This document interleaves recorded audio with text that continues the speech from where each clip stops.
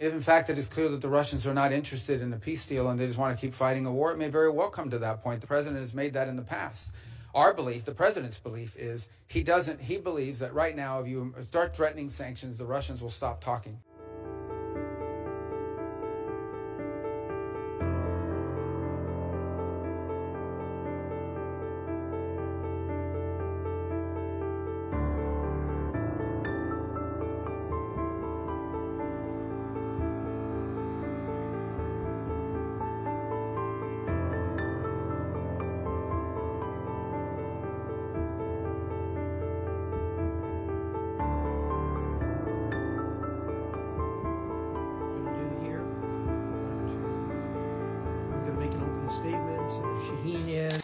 On the issue of Ukraine, here's what we can all agree on. There is no military solution to this crisis. Right. It will have to end in a negotiated settlement.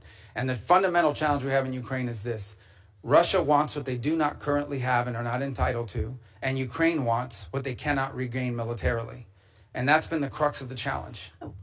I don't disagree with that at one level. But on the other hand, what Vladimir Putin is doing now is playing for time. And he's playing this president like a fiddle.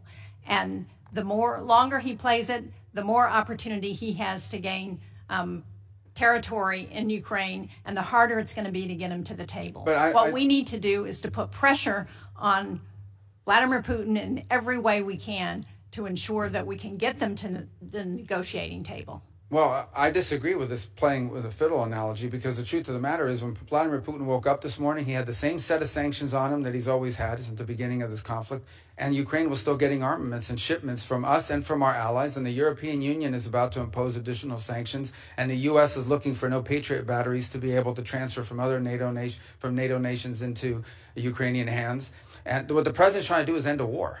He's trying to end a bloody, costly war that neither side can win, and people are dying every single day. And so, but this notion that what has Putin gained throughout this? He hasn't gotten a single concession. He hasn't gotten a single sanction lifted. And the more time he gets without additional pressure on Russia, the more incentive he's got to continue to gain territory and continue to play for time.